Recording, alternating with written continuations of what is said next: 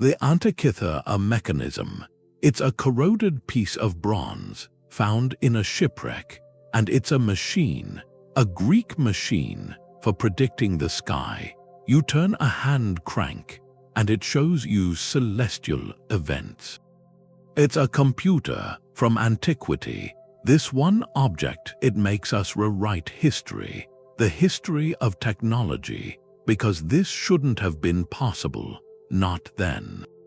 The gearwork is too intricate, too advanced. Sponge divers found it in a Roman shipwreck. That's where it was, and then it was just gone, that knowledge. For over 1,000 years, it vanished, and that's the thing. It makes you think about progress, how fragile it is, how something that advanced can just disappear. It was the spring of 1900. A crew of Greek sponge divers was sailing home from North Africa. They got caught in a bad storm near this island, Antikythera. They had to wait it out, and while they were waiting, one of the divers, Elias Stadiotis, he went down to check the local waters. They lowered him in his suit and helmet.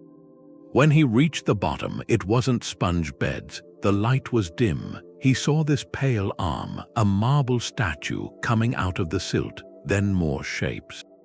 Bronze limbs, ceramic jars, the outline of a ship's hull. He signaled to be pulled up right away. He was talking about a heap of naked women down there. He'd found a wreck, a sunken ship just sitting there for 2,000 years. This wasn't an ordinary wreck. It was a major find. A Roman ship carrying Greek art, luxury goods, probably for someone wealthy in Italy. They started bringing up statues, life-sized bronzes and marbles, real masterpieces, but they also brought up this other thing, a lump of corroded bronze and wood about the size of a large book. It was cracked, green with age. It looked like nothing next to the statues. They logged it, boxed it up, sent it to the museum in Athens with everything else. And it just sat there for months. It was debris. The statues got cleaned, they got studied, they went on display. This lump got stored away. Its secrets were still locked inside that crust of corrosion. It shows you how we look at the past. We go for the beautiful things, the grand things, the things we recognize right away. The real marvel, the thing that would change history. It was just a curiosity. It was waiting for someone to look past the rust and see the machine. A museum conservator started cleaning it, chipping away the outer crust of corrosion. And something impossible came out. Inside that lump weren't solid pieces. They were intricate bronze wheels, dozens of them, with tiny, precise gear teeth, all meshing together.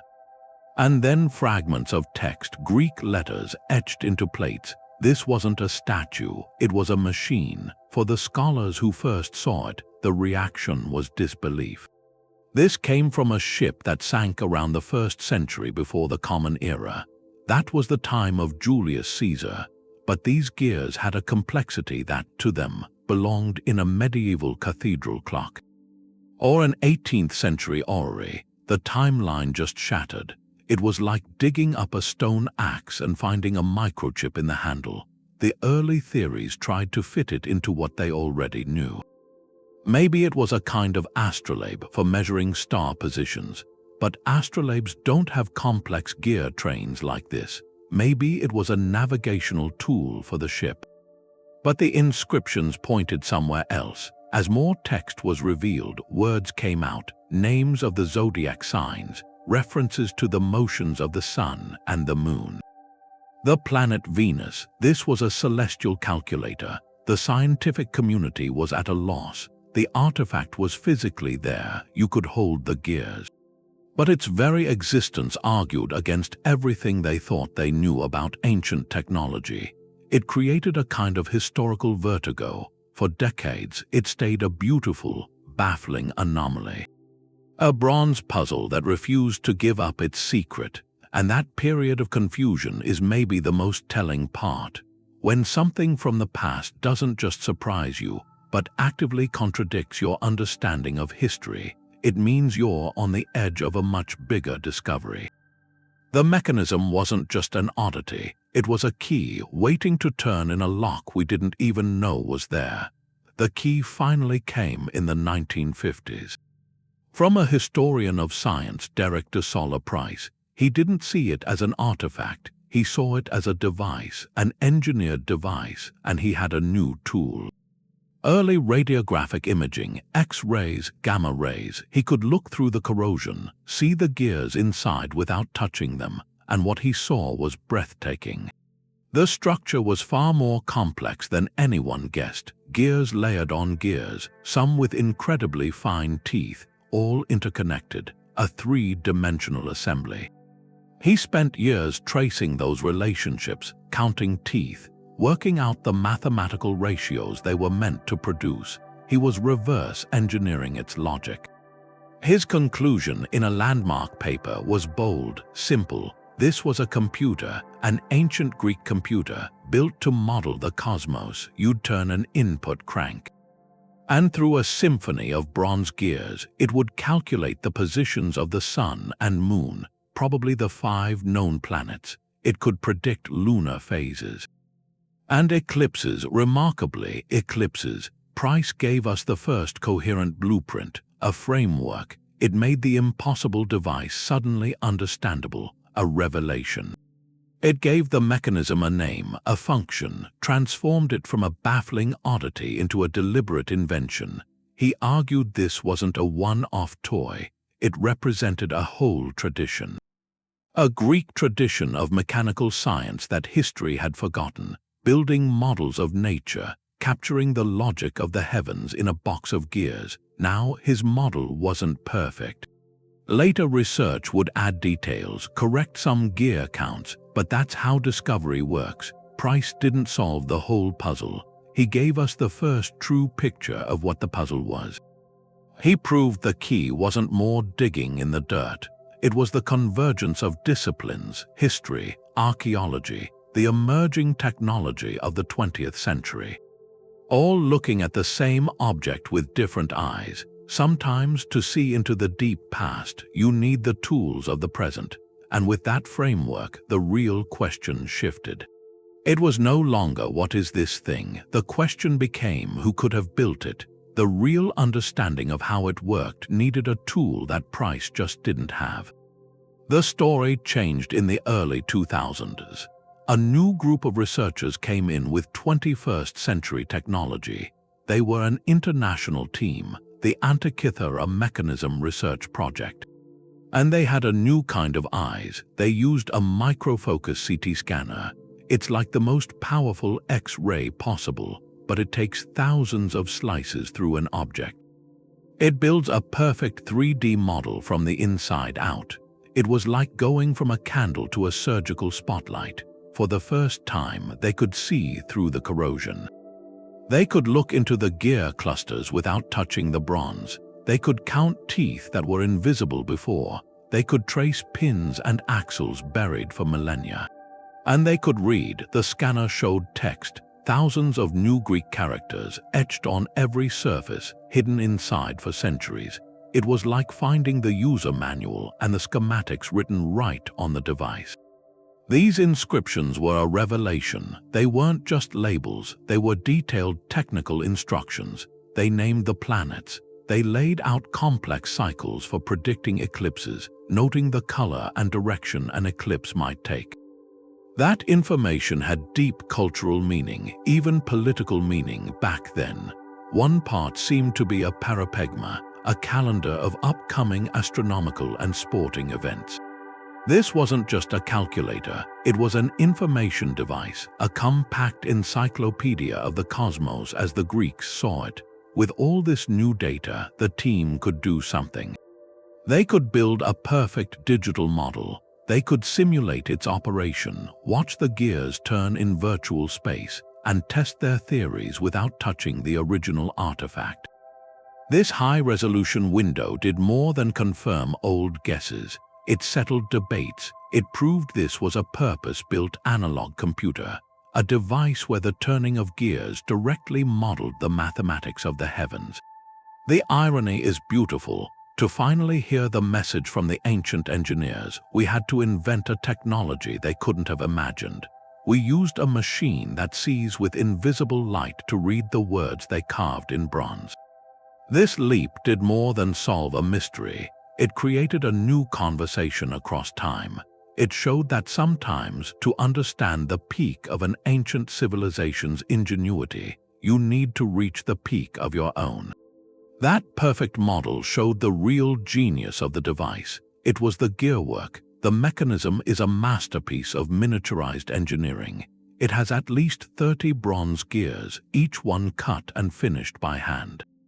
Some of the teeth are triangular for smooth meshing, and they aren't just stacked, they're arranged in a complex, layered array inside a wooden case. A three-dimensional puzzle of axles and pinions. This was a system, a language of motion written in bronze. What this system could do is the astonishing part. It created differential motion. That's a mouthful, but the idea is simple. It's how your car's wheels turn at different speeds around a corner. One axle splits its motion into two outputs that can vary independently. Before this mechanism, historians thought the differential gear was invented in the 16th century for European clocks. The Antikythera Mechanism proves the Greeks were using it over 1,000 years earlier. They didn't have cars. They used this principle to model the heavens. They applied it to the moon. The moon doesn't orbit in a perfect, steady circle. Its speed varies, sometimes faster, sometimes slower. This irregular motion is called its anomaly. The Greeks knew about it, and the mechanism's designers found a way to show it. They used a brilliant arrangement of gears, including a pin and slot device, like a variable speed transmission. As you turn the main crank, this gear train would make a pointer showing the moon's position speed up and slow down, perfectly mimicking the real, quirky dance of the moon in the sky. That is a staggering leap. To observe a celestial irregularity, then to design a machine that physically reproduces that irregularity with gears. This foundational system drove everything else. A single turn of the input crank set the entire cosmos in motion inside the box. One rotation might be one day.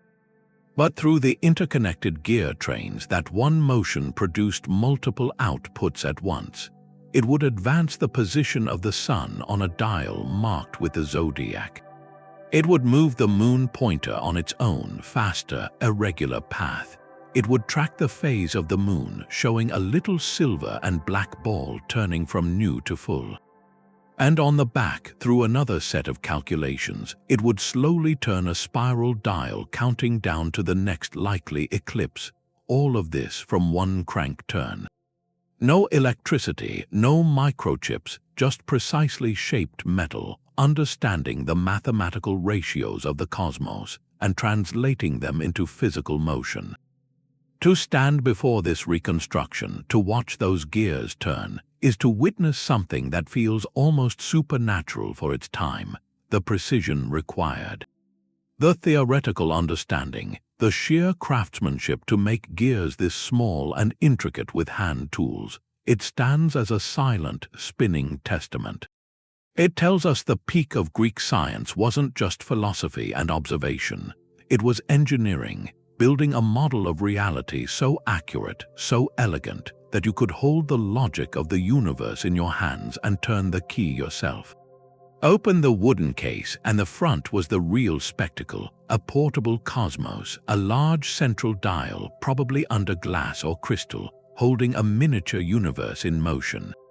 Against the fixed backdrop of the Greek zodiac, you had these elegant pointers moving, one for the sun, a golden orb tracing its yearly path, another for the moon, a silver sphere that moved and also changed phase, rotating to show waxing and waning. And then the crowning achievement, pointers for the 5 wandering stars, the planets, Mercury, Venus, Mars, Jupiter, Saturn, each following its own peculiar path, speeding up, slowing down, even appearing to loop backwards in the sky. All simulated by that hidden symphony of gears. So think of using it. You hear there's a festival gathering in 3 months. You take the hand crank. You give it a slow, deliberate turn. With each rotation, a day passes inside the machine. You watch the pointers glide. The sun marker advances through the constellations. The moon pointer circles faster, its little ball spinning from a slim crescent to a perfect half. The planetary pointers crawl along their tracks. You stop at the date. And there it is, the entire configuration of the heavens for that future day laid out before you. You've just fast-forwarded through time. You haven't calculated anything. You've performed a physical demonstration of celestial mechanics. It made the abstract tangible. This was far more than a fancy calendar. It was a philosophical instrument. It made visible a core Greek idea that the cosmos operated on a rational, mathematical order, that this order could be understood, and that this understanding could be captured, not just in equations on papyrus, but in a physical model you could interact with. To turn that crank was to participate in the logic of the universe. It connected the user directly to the cosmic machinery, in a way, the ultimate expression of their worldview. Reason and observation forged into bronze, the chaos of the world below, but upstairs in the heavens, a perfect, predictable clockwork, and they had built a working model of the clock. This front dial was the purpose of the entire machine. Every intricate gear in the back, every complex calculation, served this silent, moving illustration. A teaching tool, a demonstration of genius, a statement about humanity's place in a knowable cosmos. To see it work must have felt like holding a piece of divine truth. The real complexity was on the back. You turn the box over, and there are two large dials, intricate, each one a spiral. The top one was for long-term time. A spiral of 5 turns with 235 little cells. That's the Metonic cycle, a 19-year period where the moon's phases and the solar year almost match up. For them, the calendar used lunar months, but farming the seasons that was all solar. That misalignment was a constant problem, so the Metonic cycle was the fix. It was their leap year system, a way to keep the lunar calendar and the sun in sync. This dial showed you, just by looking, which month you were in across that 19-year span. It told you if you needed to add an extra month, an intercalary month, to keep the festivals in the right season. It took a difficult astronomical calculation and made it a simple thing to see. You could plan the festival of Apollo 10 years ahead and know the moon's phase, and right next to this big celestial calendar was something smaller, more human. A 4-year dial labeled Games, etched around it the names of the major athletic festivals, the Crown Games, the Olympics at Olympia, the Pythian Games at Delphi, the Nemean Games, the Isthmian Games. This was a social calendar built into the cosmic machine. A priest or an official could turn the crank and see that in 2 years it was an Olympic year. The sacred truce would begin, athletes training, the whole Greek world turning toward that one event. That small feature is a deep insight. It shows the mechanism's purpose wasn't just modeling abstract heavens. It was synchronizing human life with them. The festivals, the games, the ceremonies, these were the pulse of Greek society. They were set by the stars and the seasons. This machine made that link operational. It connected the fixed math of the cosmos to the communal rhythms of feast days, truces, athletic glory. The designer knew astronomy wasn't some detached science. It was the clockwork of culture. By linking the Metonic spiral to the game's dial, they made a tool that could, in one motion, calculate a lunar eclipse and tell you when to start preparing your chariot team for the races at Corinth. It was a philosopher's instrument and a planner's almanac, a bridge between the heavens and the marketplace. The lower spiral was the Saros dial, a single coil 4 turns long with 223 small cells. Each one was a lunar month. This was the key to predicting an eclipse, the most feared event in the ancient sky. The Saros cycle is a pattern. Every 18 years, 11 days and 8 hours, the sun, earth, and moon line up again. So if an eclipse happens, a similar one will follow after that period. It's a rhythm. The Greeks had found it, and this dial tracked it. A small pointer bead, driven by its own gears, would move along the spiral. When it reached a cell with an inscription, that was a warning. An eclipse was coming. The inscriptions didn't just give the time, they said what kind. Greek letters beside the cells held details. They predicted the hour of the day, and more than that, they suggested the eclipse's color, the shadow's direction. Words like dark or reddish, omens in bronze. In that world, an eclipse wasn't natural. It was a message, a divine one, a terrifying one. The sun, the source of life, swallowed by darkness. Kings would delay battles. Armies took it as a sign a leader would fall. People feared it meant famine or plague. It was chaos from an angry sky. Now picture the keeper of this device. Seeing the pointer bead approach one of those marked cells, knowing with a certainty that felt like stolen knowledge that on a specific day at a specific hour, the moon would pass before the sun. Maybe even knowing if the shadow would be deep and black or cast a strange red light. That knowledge changes everything. It turns the eclipse from a capricious act of the gods into something predictable, something calculable. It replaces the terror of the unknown with the power of foresight. That's the mechanism's ultimate statement. It wasn't just modeling the heavens. It was taming them. By capturing the Saros cycle in gears, the makers asserted a radical idea. The universe runs on fixed, knowable rules. Even its most dramatic displays follow a script. A script we can read. That predictive power marks a profound shift in thought, away from a world ruled by whimsical deities, toward a universe that is, at its heart, a magnificent machine. To hold that box, to turn the crank and see an eclipse prediction click into place, was to hold a new worldview. It was a glimpse of a mechanistic cosmos. A concept so advanced it wouldn't fully take root in the West for over 1,000 years. The dial wasn't just predicting shadows on the sun. It was casting light on a new way to understand reality itself. To understand it, you have to watch the moon. The most elegant part of the mechanism was for our moon. On the front, the moon pointer didn't just move. It performed. It followed the moon's path through the zodiac, but not evenly. It would glide fast, then slow down, then speed up again. That was the moon's anomaly. Its real irregularity. To get that into bronze was a piece of mechanical art. Inside the gear train, a special assembly was working, probably a pin and slot device. Imagine a small gear, but its axle is off-center. It's connected by a pin that slides in a slot on another gear. As they turn, the distance between their centers changes. That creates a rhythmic variation in speed. The output speeds up and slows down in a perfect cycle, and that cycle was tuned to the moon's own cycle. So when you turn the main crank, this delicate assembly took that steady input and made an output that breathed. It gave the moon pointer a lifelike motion. It wasn't just marking a place, it was replicating a dance watched in the sky for thousands of years, and then they went further. At the tip of that moon pointer wasn't just a marker.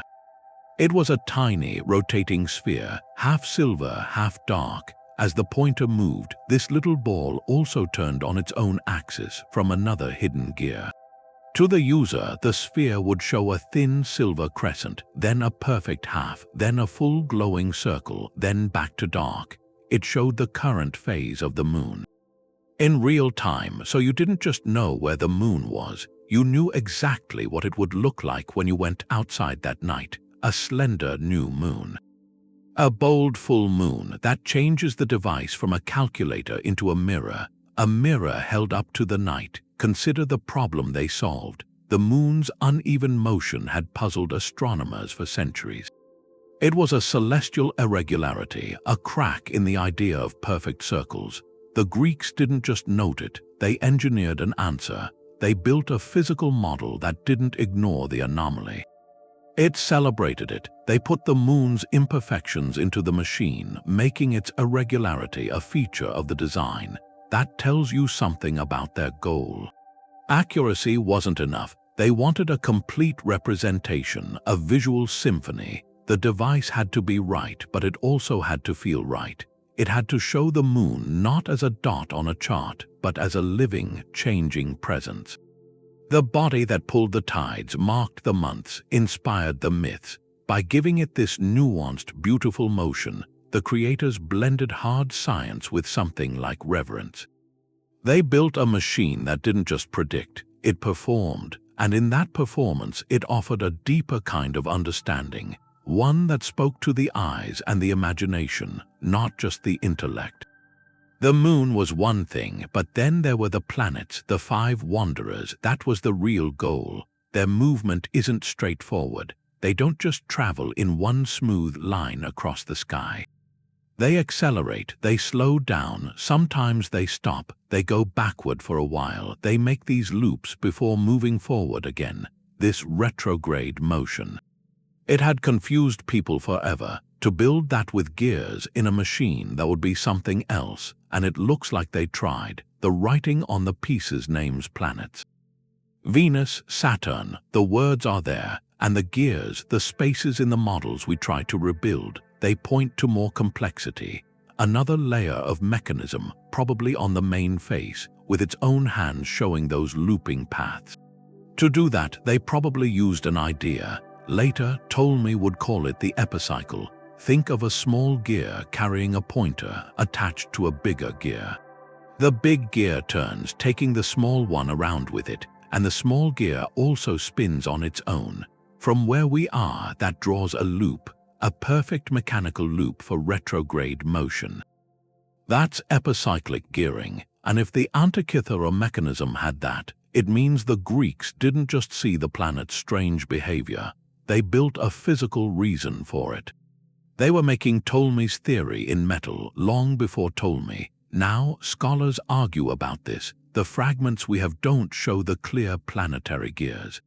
They're missing, corroded away. What's left are hints, places on the main gear where something else was fixed. The specific language in the inscriptions that talks about planetary periods. It's like having the footnotes of a book, but the main text is gone. So the likely answer is that a big part of the device, maybe a whole front section, is lost.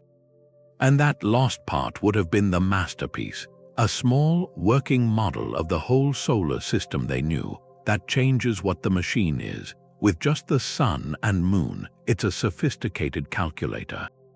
Put the planets in and it becomes something different, a real orrery, a complete engine of the cosmos. You turn the handle, and you'd see the whole quiet dance of the sky happening in real time. Every dancer, the sun, the moon, all 5 wanderers, each following its exact, predetermined path. This changes what we think was possible. It points to a level of engineering so advanced, so sure of itself, that they took the most complicated things you could see in the sky and tried to copy them in bronze. The attempt alone means something. It says the universe has a pattern, and that pattern can be held. You can wind it up and watch it work. Losing those planetary gears is one of history's great silences. We see the places they were mounted. We read the words that refer to them. You can almost hear the faint click they would have made, but they're not there. And that leaves a question right at the limit of what we can prove. How close did they actually get? And what does it mean that the height of their mechanical skill seems to have reached for, and maybe even held, an understanding of the universe that wouldn't be equaled for 1,000 years? The gears are silent, they don't speak, so you need words, and the mechanism it came with its own. Etched all over it, inside and out, are thousands of Greek characters. This isn't decoration, it's the user manual, the technical specs, written right on the machine. These inscriptions were hidden for centuries under corrosion. Only the most advanced imaging could bring them into the light, and when scholars finally read them, they found a voice, a clear, practical, instructional voice. The language is a straightforward, technical form of Koine Greek, the kind you'd use to explain a complex device. It's not poetic, it's not philosophical. It's functional, it labels the dials, it explains the functions. It gives you the date the gears are meant to display. For example, on the back of the main plate near the upper spiral, the text just states, "The spiral is divided into 235 cells." That's a direct explanation of the Metonic calendar dial. Another passage on a fragment reads, "Venus, the star of Aphrodite, returns in 584 days." That's a precise planetary period, a number the gear train would have been designed to replicate. The inscriptions list eclipse predictions. They note the hour and even the expected character of the shadow. They name the zodiac signs around the front dial. They are the key. They unlock the machine's silent operation. This text does something. It bridges the gap between the intricate bronze clockwork and the human being who held it. It offers a direct line to the mind of the operator. You can almost see them turning the box in their hands, their eyes scanning these etched words to understand what the moving pointers are showing. The instructions confirm this wasn't a temple idol. It wasn't a ceremonial object. It was a tool for practical use, a sophisticated instrument designed for someone to interrogate time and the heavens. Who was that someone? The manual doesn't say, but the nature of the text gives clues. It assumes a literate, educated user, someone familiar with astronomical terms, but who still needed guidance to operate this specific, novel device.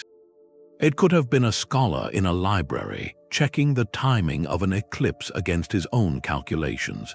It could have been a priest responsible for setting the calendar of religious festivals that depended on the moon and the seasons.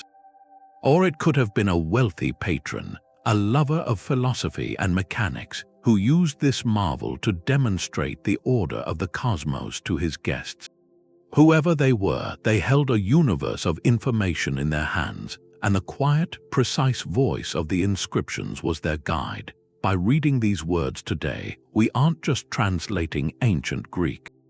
We are overhearing a conversation between a maker and a user about how to read the sky. In those etched lines, the mechanism stops being a mysterious artifact. It becomes what it always was, a brilliant answer to the most human of questions. What happens next, and how can we know who built this thing and why? To get there, you have to picture a different world, a time of towering minds and fierce ambition, the Hellenistic period. After Alexander the Great, Greek culture spread everywhere. And it created something new, centers of learning like the Great Library of Alexandria or the scholarly community on Rhodes. These weren't quiet places. They were competitive, vibrant hubs, mathematicians, astronomers, engineers, all pushing each other. They had access to centuries of Babylonian star charts, precise data. They had the Greek tradition of geometry and philosophy, and they had this new, hands-on spirit of invention. It was the perfect storm. This mechanism is a product of that storm.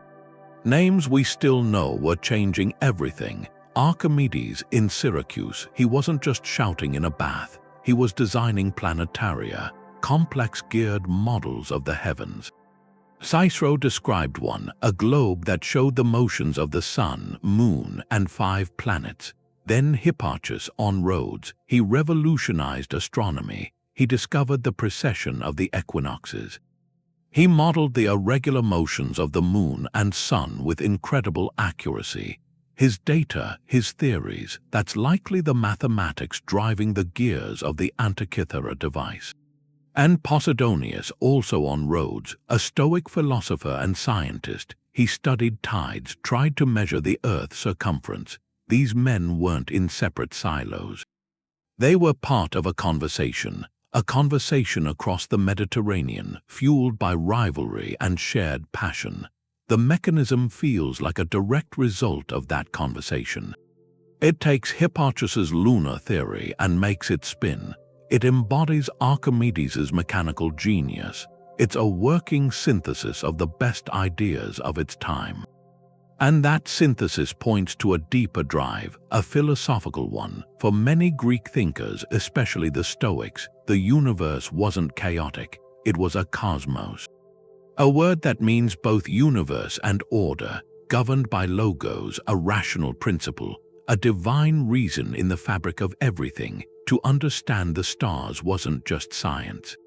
It was a form of piety, a way to align human reason with the cosmic mind. Building a machine to mimic the heavens was the ultimate act of understanding. A philosophical demonstration, proof that the logos could not just be contemplated but captured. You could build its logic into a box of bronze, so this wasn't just a fancy clock.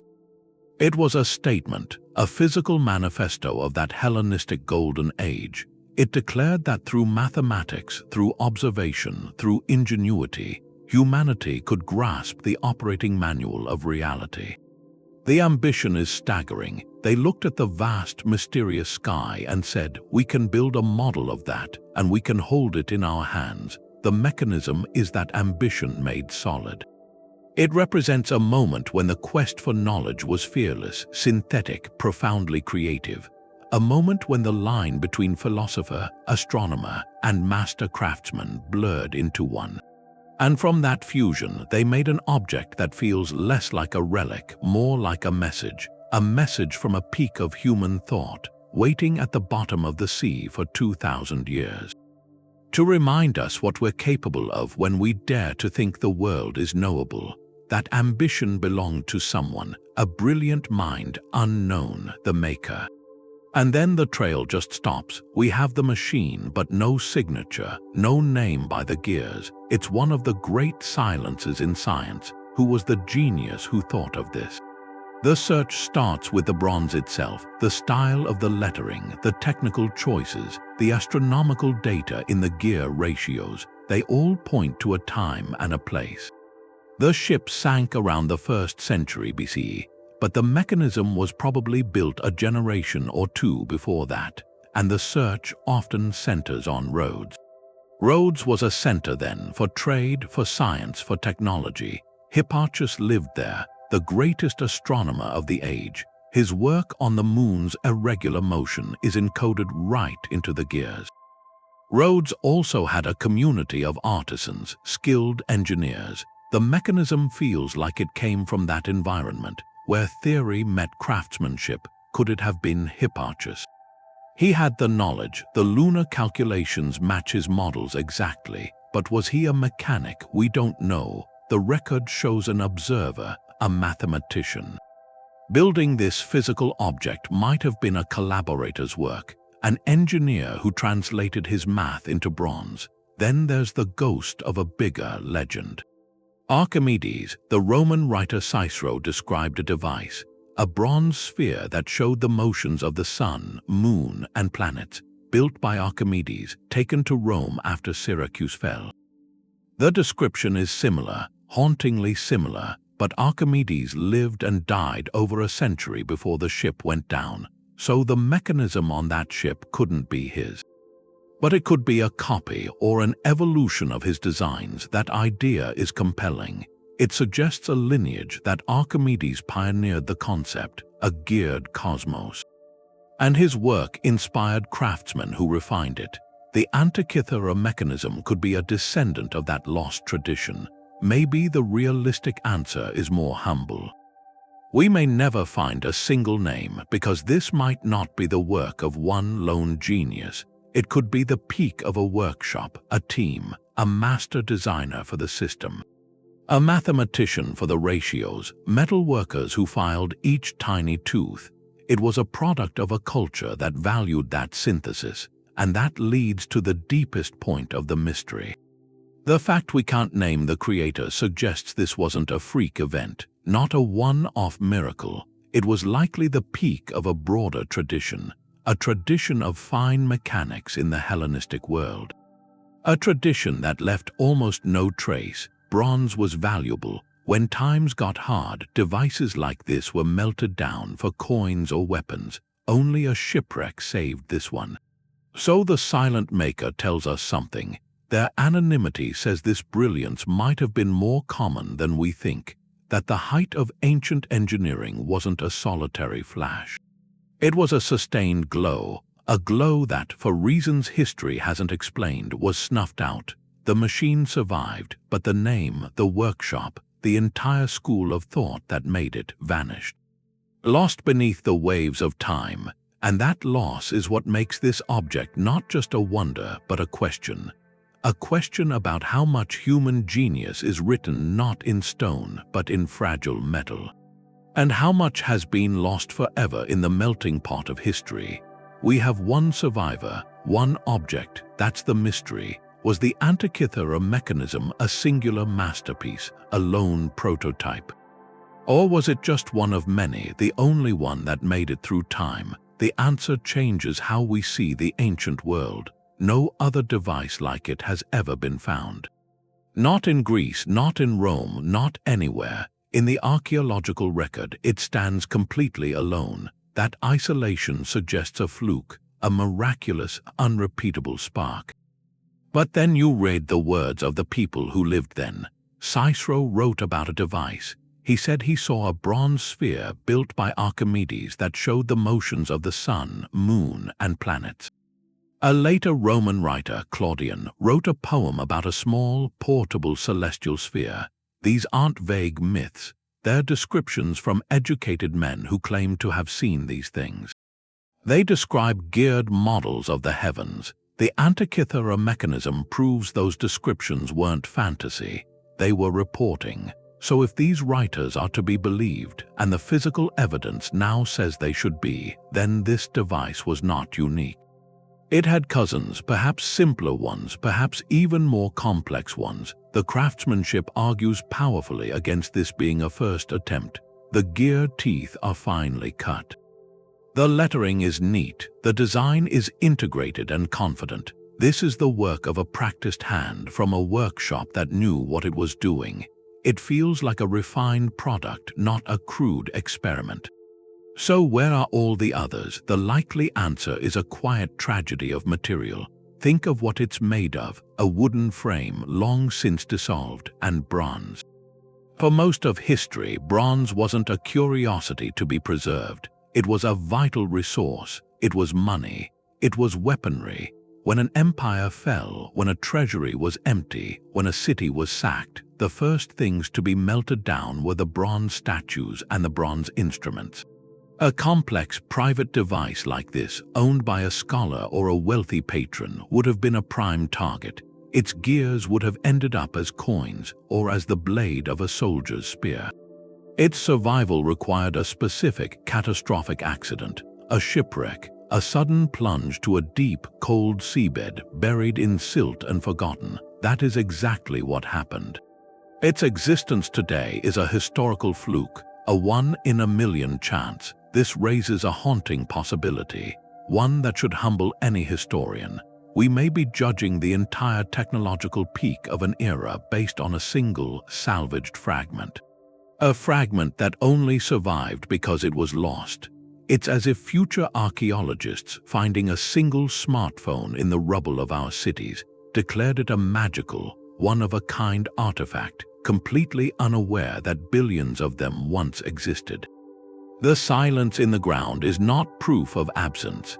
It is often just the echo of what was recycled, repurposed, or simply turned to dust. The true extent of ancient mechanical science, the workshops, the manuals, the generations of craftsmen who passed down these secrets, is almost certainly lost to us forever. The mechanism is not the full story. It is the only surviving page from a magnificent book, a book whose other pages were, long ago, melted down for scrap. That single page tells you everything. It's devastating, the mechanism's brilliance, and then the silence after it, a profound silence. For more than 1,000 years, nothing like it shows up again. This wasn't a gradual change, it was a cliff, a dark age for this kind of technology, for the technology of the mind. So how does something that advanced just vanish? The answer isn't one catastrophe. It's a slow shift in the world that made it. The Hellenistic era was ending, that vibrant, competitive, philosophically daring time. The Roman Empire was rising, and Rome had a different genius, a practical genius, monumental, administrative. Their engineering marvels were aqueducts spanning valleys. Roads stitching continents together, concrete defying the sea. These were public works, triumphs of logistics and scale, but the intricate clockwork of a portable cosmos. It didn't supply an army, it didn't feed a city, it served curiosity, understanding, not power, not commerce, so the knowledge to build it retreated. Into smaller and smaller circles, it became a specialist's art, a philosopher's luxury. It depended on a very specific kind of patronage, and when those elite patrons turned their wealth elsewhere, their interest elsewhere, the workshops that housed those skills likely closed. The master craftsmen, the gear cutters, the mathematicians who designed the ratios, they had no apprentices. Their techniques weren't written down in manuals, not any we've found. They were passed from hand to hand, mind to mind, a fragile chain of personal teaching, and that chain broke. When it broke, the knowledge evaporated. It wasn't stolen, it wasn't burned in a fire, it just wasn't taught anymore, it wasn't valued, it wasn't funded. The whole ecosystem that sustained this high-precision mechanics, it withered away. Then consider the material. Bronze was the ancient world's steel. In times of war or crisis, what happened to a delicate bronze mechanism in a scholar's library? It was raw material. It was melted down for coins to pay soldiers, recast into a statue of an emperor, forged into swords. The survival of the Antikythera device required a specific, tragic accident. A shipwreck, burying it beyond the reach of recyclers. That's the fragile nature of knowledge transmission, in a world before widespread printing, before digital backup. Progress isn't a line always pointing upward. It's a flickering flame carried by a few through narrow corridors of time, and if those corridors are blocked, if the carriers stop, the light goes out.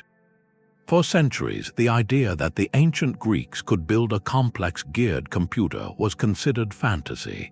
The mechanism sleeping on the seafloor was a silent rebuke to that.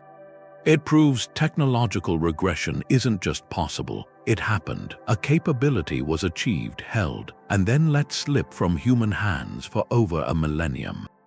So the device becomes more than an artifact, it's a cautionary tale, a symbol. Scientific and technical advancement isn't inevitable, it's a cultural achievement. It requires stability, curiosity, patronage, a society that believes understanding the universe is a worthy pursuit. When those conditions fade, the gears can stop turning. The dark age that followed its creation reminds us every peak of human ingenuity is also a precipice. What we build can be lost, not to invasion, to indifference.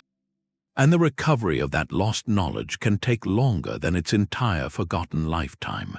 The only way to understand the machine was to build it yourself.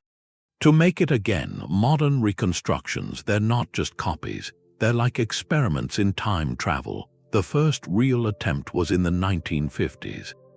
A British science teacher, John Gleave, he worked from Derek to Solla Price's early research, built a large model out of brass. It was beautiful, and it was a proof of concept.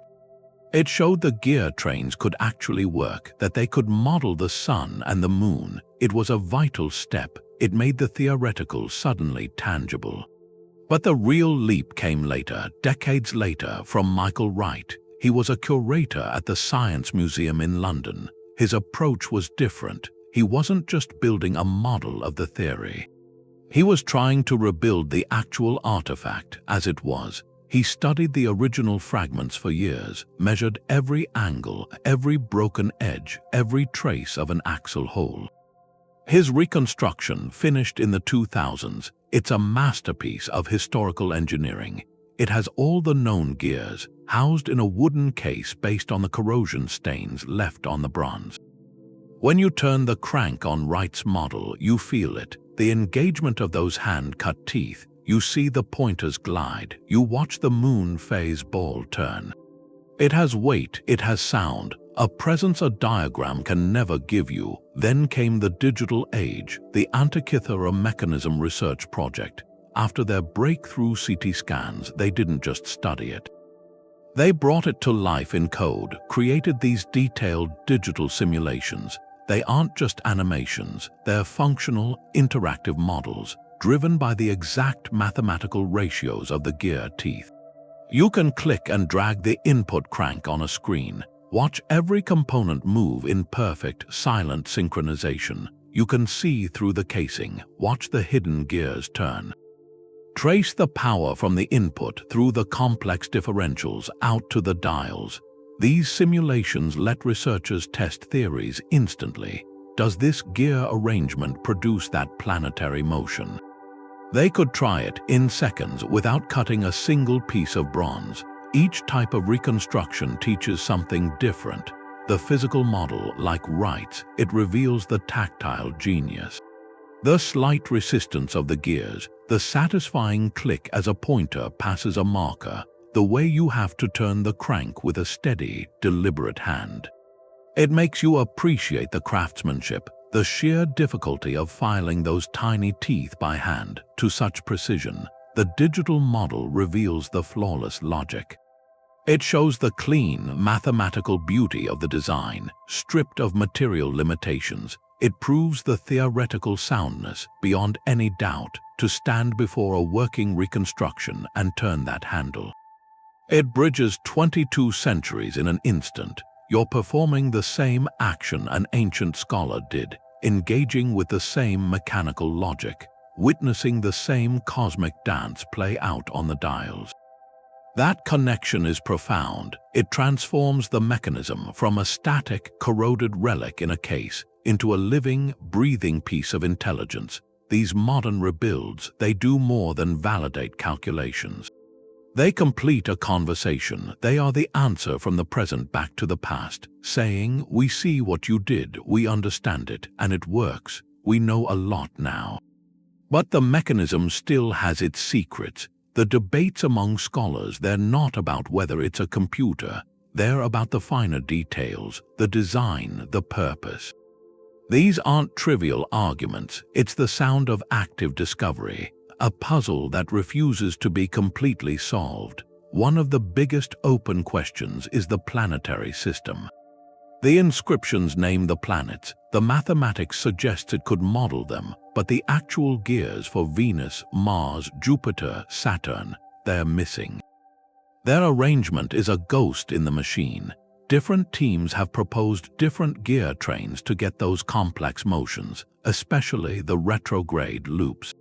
Each model works mathematically, but which one did the ancient makers actually build? Without finding those specific bronze wheels, we may never know for sure. It's a reminder, we are reconstructing a shadow. The most spectacular part of the device is the part we have to imagine. Then there's the question of who used it and why. Was it a teaching tool in a philosophical school to show students the order of the cosmos? Or a practical instrument for a temple priest to set the sacred calendar, predict eclipses for rituals? Or was it a luxury item, a conversation piece for a wealthy patron to show off his learning? The evidence points in all directions. The technical manual etched on it suggests a user who needed guidance. The eclipse predictions with their ominous color codes hint at a ritual function. The beautiful craftsmanship speaks to immense value. It likely served all these purposes at once. It was a Swiss Army knife of the intellect, a single object that blended pure science, religious practice, and social prestige. This leads to another debate. Was it the first of its kind, or the culmination of a long tradition? The sheer confidence of its design suggests the makers had done this before. They weren't experimenting. They were executing a known plan with supreme skill. That supports the idea it had predecessors, simpler models built by Archimedes or others, now lost. The mechanism we have might be a refined version, a Model T, not the prototype. Some researchers speculated could calculate dates for agricultural festivals, or be used for astrology, generating horoscopes. These are harder to prove, but they show how one brilliant device opens 100 doors. Each new reading of the inscriptions, each new scan of a fragment, can propose a new function. These ongoing debates are a sign of health. It means the Antikythera Mechanism is not a dusty relic with a fixed label. It's a living question. It forces historians, scientists, engineers to collaborate, to argue, to test their ideas against the stubborn, physical reality of 2,000-year-old bronze. Every time a scholar proposes a new gear layout or interprets a faded Greek word differently, the story shifts slightly. History, in this light, is not a monologue delivered from the past. It's a conversation. We ask questions of the artifact, and in its silent, intricate geometry, it offers clues. Not final answers, this is perhaps its most enduring lesson. True understanding isn't about closing the book. It's about learning how to read the pages we have, while always wondering about the ones that are missing. The timeline of invention isn't a straight line. It's more like a landscape, mountains and valleys, peaks that get reached and then lost to the fog. The Antikythera Mechanism is one of those peaks. A lonely one. It makes us redraw the whole map of technological progress. For over 1,000 years, nothing in the Western world matched its gearwork. The ideas inside it, precision gearing, differential rotation, mechanical computation, they vanish after it's made. They're gone, and then centuries later, they get painfully reinvented. Take the differential gear. In our standard history, that's credited to clockmakers in the 1500s. A brilliant piece of engineering lets wheels turn at different speeds. It was a breakthrough for complex clocks and later for cars. But the Antikythera Mechanism used a differential system to model the moon's irregular motion. In the 1st century BC, that's a gap, roughly 1,600 years, a millennium and a half where that sophisticated idea was just absent, as if it never existed. Then it reappears, the same principle born again. This pattern repeats. The complex gear trains, the idea of an analog computer using moving parts to model natural phenomena. These became hallmarks of the Renaissance, the scientific revolution. But they weren't new discoveries, they were rediscoveries, the dream of a mechanical cosmos, building a small working model of the heavens. That dream never really died. You can see it flicker in the great astronomical clocks of medieval cathedrals, like the one in Prague, towering, magnificent machines tracking the sun and moon and stars.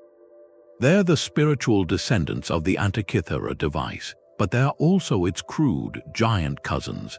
The ambition survived, but the delicate, miniaturized engineering, the personal scale, that was gone.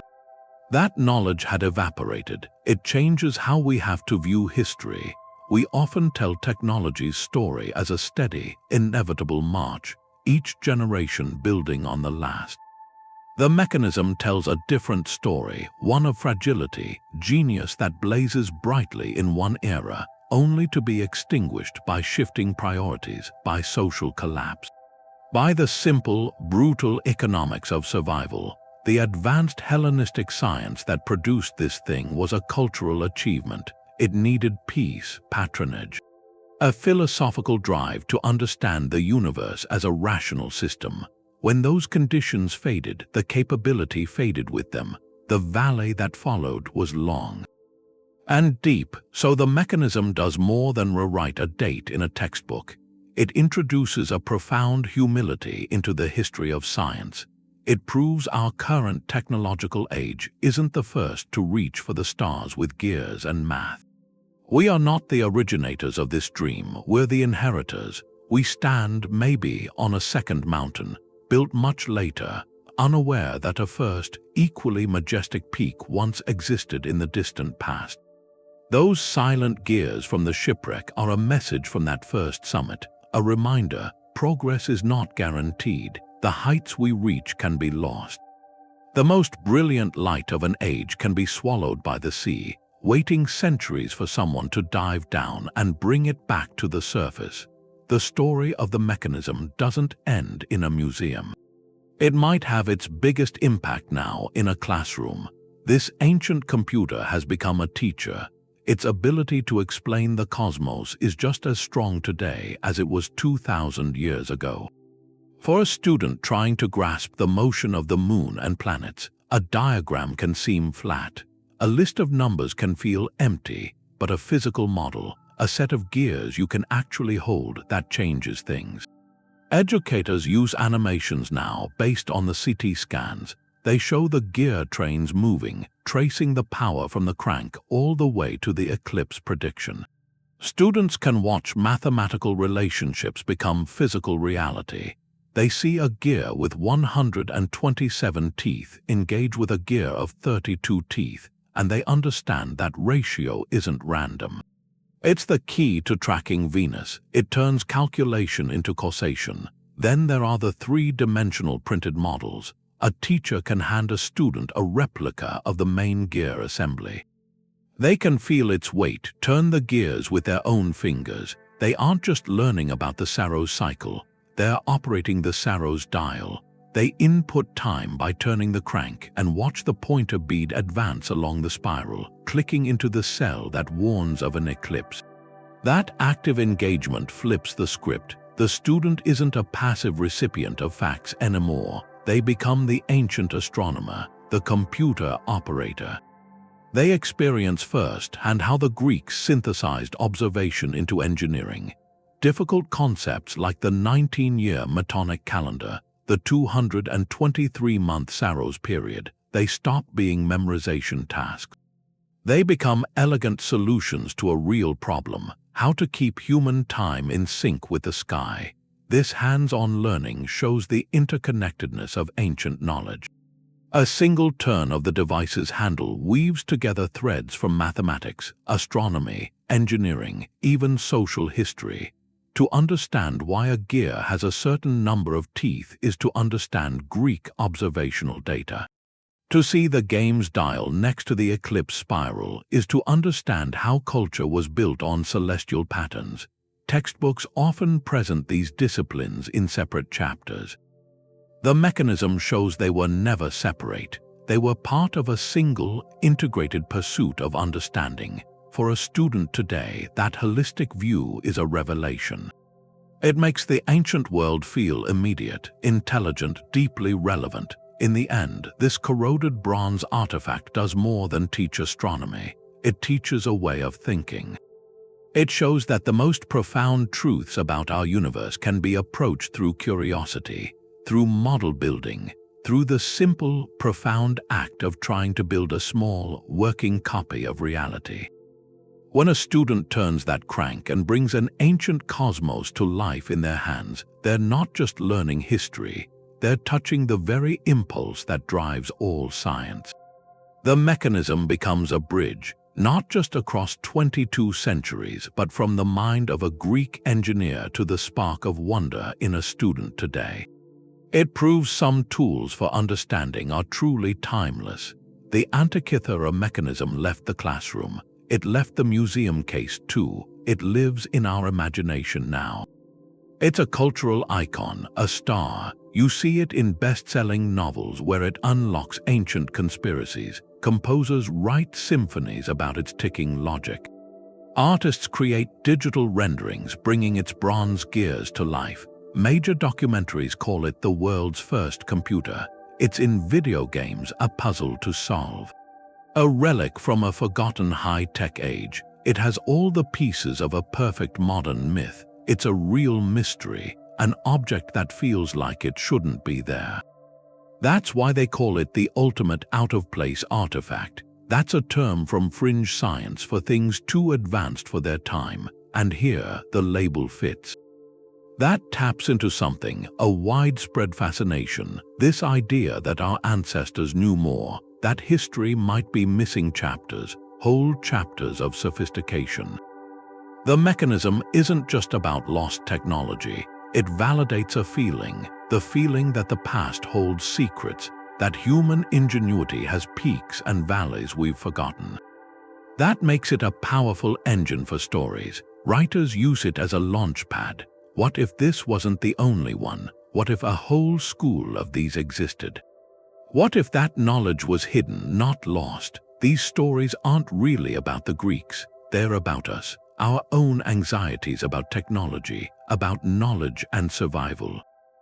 The mechanism becomes a symbol of fragile genius, this haunting idea that progress can be erased, that our own civilization might one day be just a few gears in the mud.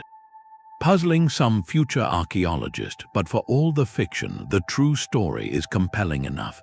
It's a narrative about the thrill of discovery, the slow, patient work of science. Peeling back layers of corrosion and time, it reminds us the past is never a simple, finished story. It's a conversation, and sometimes the most powerful voice in that conversation is a silent machine. An intricate machine waiting for the right moment to speak.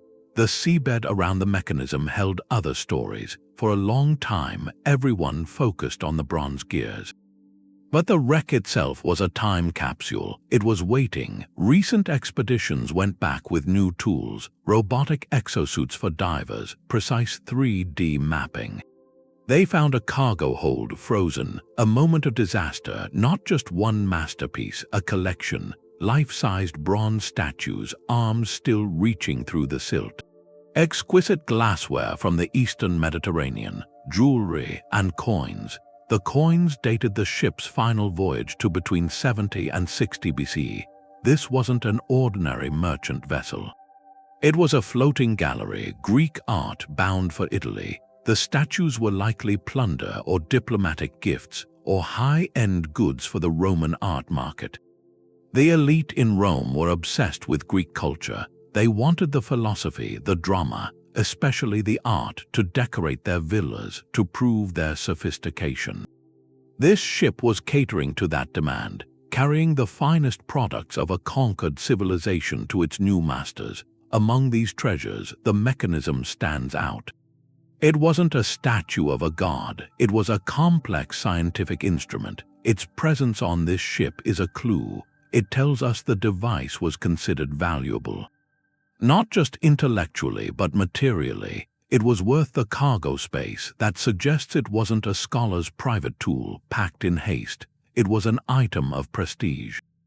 Destined for a powerful, educated Roman, someone who would appreciate its genius and show it off. Historical records point to figures like Cicero, the Roman statesman. He wrote with awe about similar celestial machines. It's plausible a device this exquisite. It was commissioned for someone of his stature. The voyage was likely routine. A perilous run across the Aegean and up the coast. The ship may have departed from Rhodes, a major center of art and science, heading for a port like Puteoli in Italy. Then a sudden storm near the treacherous cliffs of Antikythera. The crew fought the waves. The ship was driven onto the rocks. It sank quickly, spilling its cargo down a steep slope. For over 2,000 years it lay there, a snapshot, a cultural transaction between Greece and Rome. In this context, the mechanism becomes more than a computer. It becomes a character. It was traveling with gods and heroes, a symbol of Greek intellectual triumph. On its way to impress a Roman conqueror, the wreck site ties the threads together. Art, science, politics, trade. It shows the mechanism wasn't created in a vacuum. It was a product of a world where ideas and objects moved freely. Where the spoils of war included not just gold, but knowledge. The most poignant finds, though, weren't bronze or clay. Recent excavations uncovered something else. The remains of at least one individual resting amidst the shattered cargo. This adds a human layer, a solemn reminder. This wasn't just a loss of property. It was a human tragedy. The person whose story we'll never know was on that voyage. Their presence connects us directly, not as a historical footnote. As a moment of shared vulnerability against the sea, this context enriches the mystery. The mechanism was not a solitary wonder. It was part of a world. A world of luxury, long-distance trade, the relentless Roman appetite for Greek culture. Its journey ended abruptly in dark water, and that saved it from being melted down or lost in some forgotten Roman attic. The shipwreck that claimed lives and fortunes is the reason we have this window.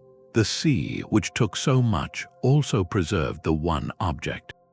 The object that would force us to rethink everything, that single page from a lost book, it makes you wonder if it was really the only one. To see what it actually did, you have to look at what else was around at the time. The ancient world had plenty of brilliant tools for understanding the sky, but none of them were like this. Take the Babylonians centuries earlier. Their astronomers were master mathematicians. They wrote down the motions of planets on clay tablets. They could predict lunar eclipses with incredible accuracy using these complex arithmetic cycles. But their tool was just the tablet, a static record. You consulted it, you did the math in your head. The knowledge was deep, but the medium was passive. It recorded, it didn't move. Then the Egyptians with their Merkit, a simple, elegant tool, a plumb line and a sighting rod, used to line up temples with stars to mark the hours of the night. It was observational, a guide for the eye. It showed you where you were in the sky, but it couldn't show you where you would be. The Greeks and Romans, they had their sundials and water clocks, the clepsydry. Marvels of engineering, a sundial turns a shadow into the hour. A water clock measures the steady flow of time. They track, they display, but their operation is direct, one-to-one. The shadow moves because the sun moves. The water drops because gravity pulls it. They're mirrors of a single thing happening right then. They don't calculate. They don't take an input and turn it into a different, complex output. Centuries after the Antikythera ship sank, the medieval Islamic world perfected the astrolabe. A breathtaking instrument of brass, you could hold the cosmos in your hand, find the time, the direction to Mecca, the positions of stars. It was a portable computer of a sort. But its genius was in its fixed plates and its rotating star map, the retere that you align by hand. It was a sophisticated calculator, but a static one. You moved the parts to match the sky you saw. It answered, what's the sky doing now? Or what will it be if I set it to this date? Its gears, if it had any, were simple. It didn't contain a dynamic model of celestial motions inside itself. You provided the model by turning the disk. Now put the Antikythera mechanism next to all that. It shares the same goal, to know the sky, but its method is a universe apart. You don't align it with the stars you see. You turn a crank and it generates the stars you will see. It doesn't just track the sun's shadow. It calculates the sun's position against the zodiac, while at the same time driving a moon pointer through its irregular dance, and it advances an eclipse warning spiral on the back. It pulls multiple, independent celestial cycles together into one coordinated, mechanical performance. That's the leap from observation to simulation.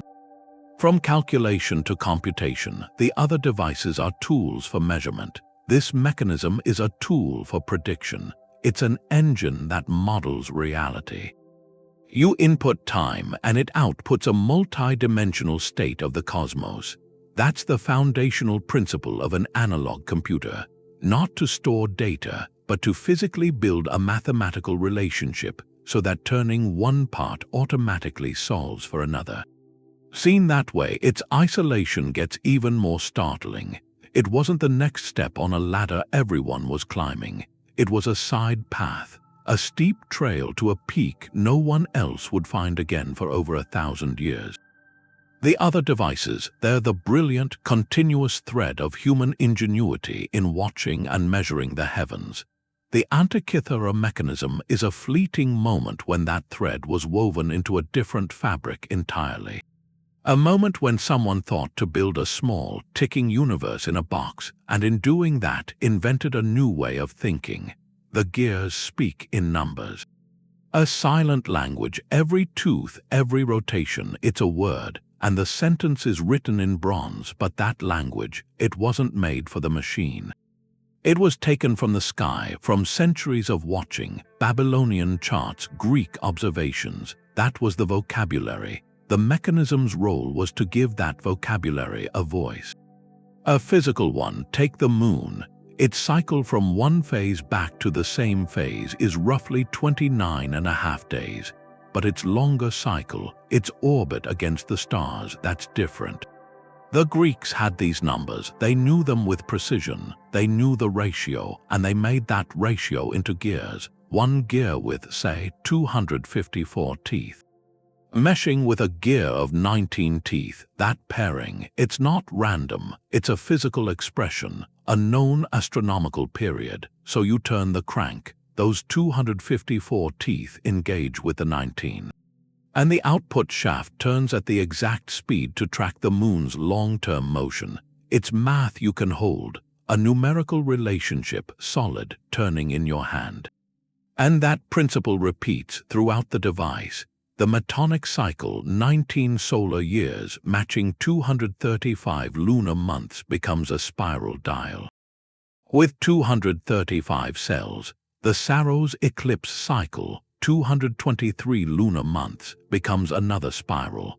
The gear trains are chains of these frozen ratios. Each one captures a celestial rhythm found by watching the sky for generations. The device is a library of these rhythms, but it's not a book you read. It's a machine you operate. You don't solve the equation, you perform it, turning the crank that's running the calculation. The gears do the work, they add. They divide, they model the relationships between time and motion. That's the core of the innovation. Before this, mathematics was on papyrus, in the mind. It was abstract. Here, for the first time we know of, complex long-term astronomical calculations were automated, built into the structure of a machine. The theory of the cosmos got a working model that transforms it from a tool into a statement, a philosophical argument cast in bronze. It says the universe runs on mathematical principles. Not vague, mystical forces, but precise, predictable ratios, and it goes further. It argues these principles are so consistent, so reliable, that you can build them. You can replicate the logic of the heavens, here on Earth, inside a wooden box. To turn the handle was to participate in that logic, to feel the certainty of mathematics becoming the motion of the sky. That tangible interface between human thought and cosmic order, that might be its most profound legacy. The gears are quiet, but their language, the language of ratio and revolution, it speaks to a fundamental hope. That the universe isn't chaos, it's a conversation, and with the right key we can learn to listen. The fragments are in a quiet room in Athens, they're not on display.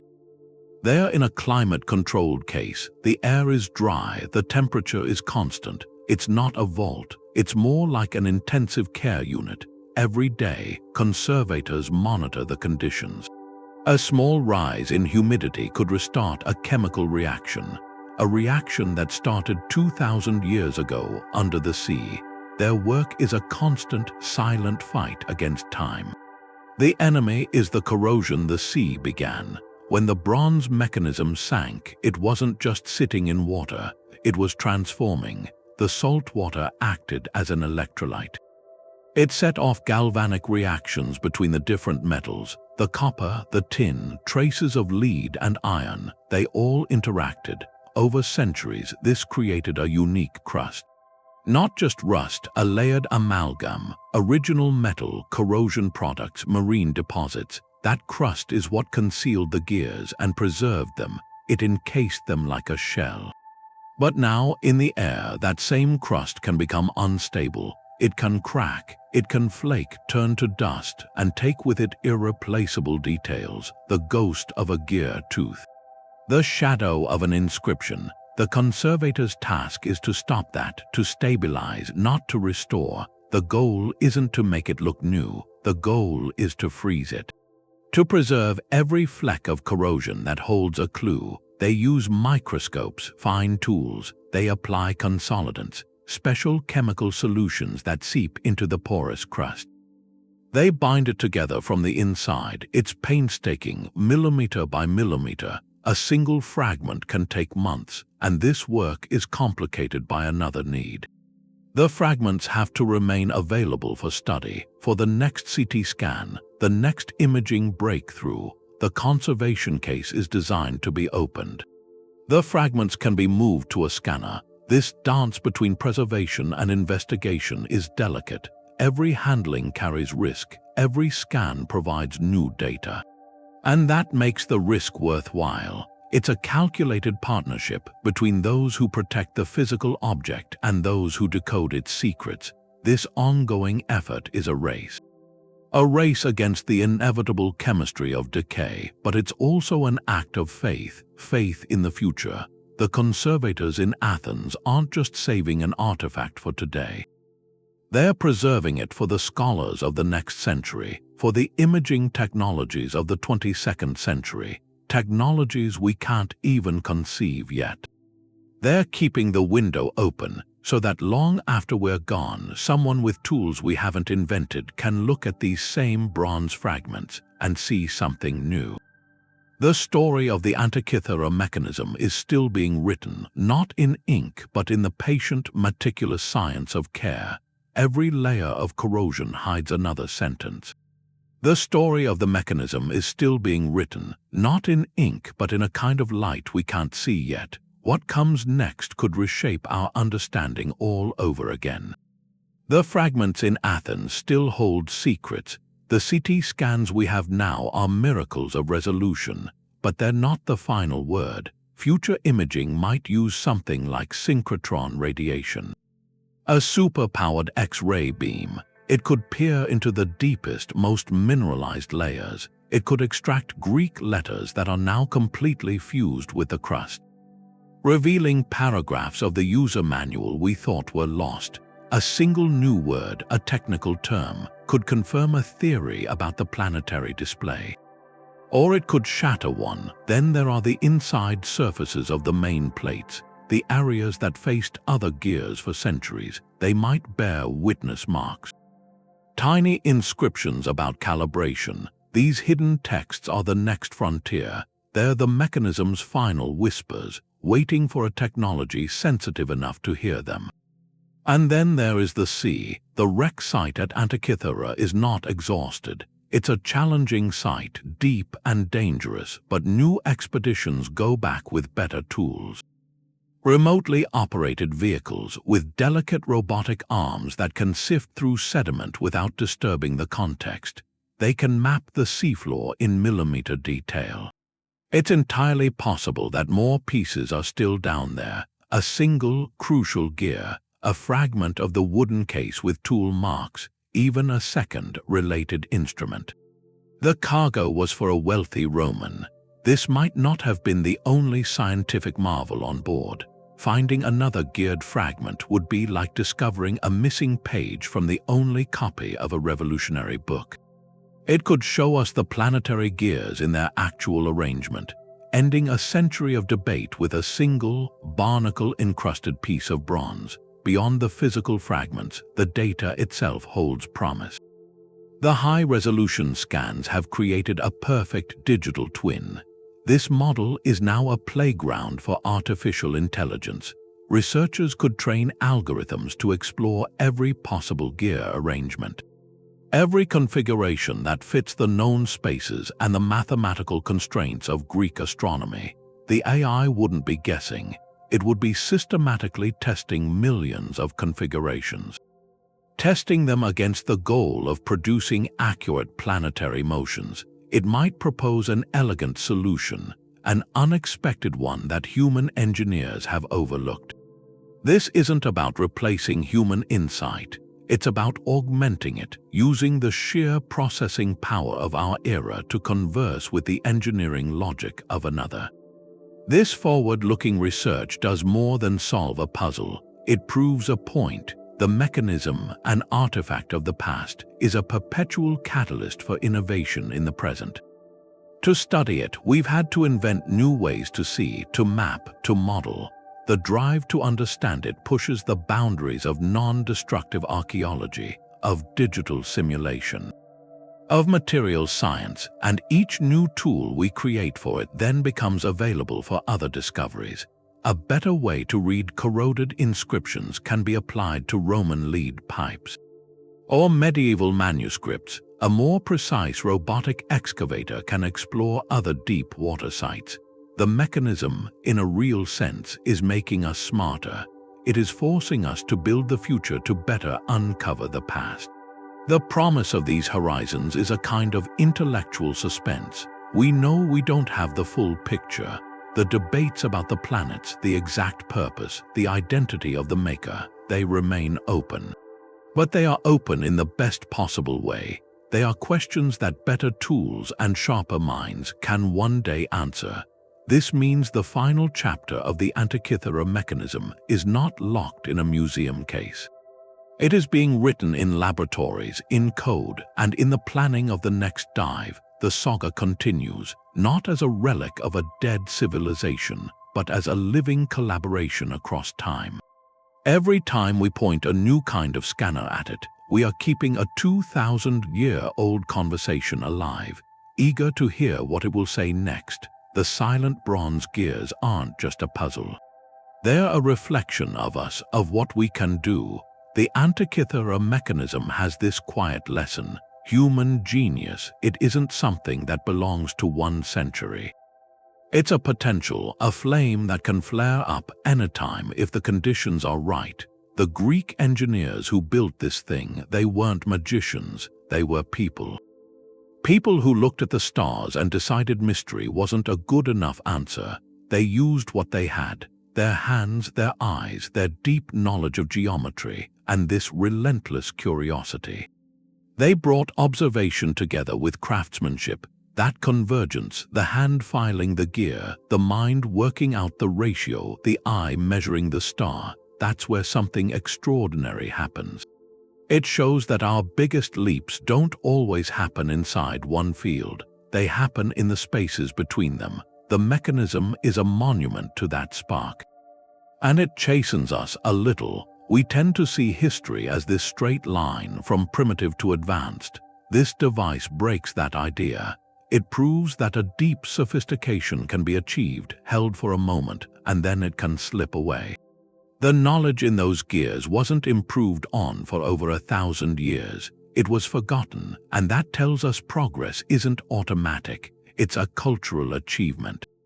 It's fragile, it can reverse. It needs a society that values abstract questions, that supports skilled makers, that believes understanding the universe is a goal worth pursuing on its own. When those conditions fade, the light can go out. The dark age that came after this machine is a warning. Our own towers of knowledge, they're built on sand as much as stone. So what are we left with beyond the awe? There's a responsibility. The recovery of the mechanism itself was a lesson in collaboration. It took divers, archaeologists, historians, physicists, engineers, all these different languages, slowly piecing the story together. That might be its most direct instruction for us now. The complex problems we face, they won't be solved in isolation. They need that same synthesis of different minds that built the original thing. In the end, this corroded box is a testament to a simple, enduring question. How does it work? That curiosity, the drive to model, to simulate, to hold a mirror up to nature, that's our shared inheritance. It connects the scholar in Alexandria to a student in a lab today. The mechanism makes us wonder if this one object saved by chance can rewrite what we know about ancient tech. What else is missing? What other peaks of science and art were melted down for coins or crumbled to dust, leaving nothing? Our view of antiquity is a silhouette seen through a keyhole. The Antikythera Mechanism is a sliver of light from the other side, and it turns the question back on us. What are we building now, in our own moment of sophistication, that could be completely lost? What fragile marvels from our age would astonish someone 2,000 years from now, and what would they say about who we were? The device is a message in a bottle, thrown into deep time. Its meaning isn't locked in the past. It's an invitation to look forward, with humility, with wonder, and with a fierce commitment to keeping the lights of knowledge burning. Because they can, we know for certain, go out. That revolution in bronze, it leaves a question. How do we measure progress? We tend to see it as a steady line. Each century building on the last, But the Antikythera Mechanism breaks that line. It shows a different shape, a peak reached and then lost, a valley of forgetting that lasted longer than the device's entire lifespan. This isn't linear advancement, it's a spark, a brilliant, concentrated spark in the Hellenistic world, and then it was smothered by change, by war, by shifting priorities. For over 1,000 years, the idea the ancients could engineer this was considered fantasy. The mechanism, resting in its deep silence, was a quiet rebuke to that. Its recovery is more than archaeology. It's a lesson in humility. It proves our age doesn't hold a monopoly on sophisticated thought. We are not the first to dream of modeling the cosmos. We are just the latest to inherit that curiosity. The device forces us to rewrite history, not a footnote. It redraws the entire map of what was possible. It stands as a permanent challenge, a whisper from the past. You have underestimated us. The journey to understand it mirrors its own design, from the physical recovery by sponge divers, to the patient X-rays of a mid-century historian, to the modern three-dimensional scans. Each step required a new kind of vision. We used our tools to converse with the engineering of another. That conversation across 22 centuries, that might be the most beautiful part. It shows the drive to know, to decode. That drive is a timeless human trait. As we leave this marvel, remember, history is not a closed book. It's an open dig site, full of fragments, full of whispers. The Antikythera Mechanism was one whisper, amplified by chance and perseverance into a shout. It changed what we thought was possible, and it begs the question, what else is down there? What other revolutions in clay or stone or bronze are waiting in shipwrecks? In forgotten libraries waiting for their moment, the past is not a foreign country. It's a landscape of lost wonders, and every so often the sea or the sand gives one back.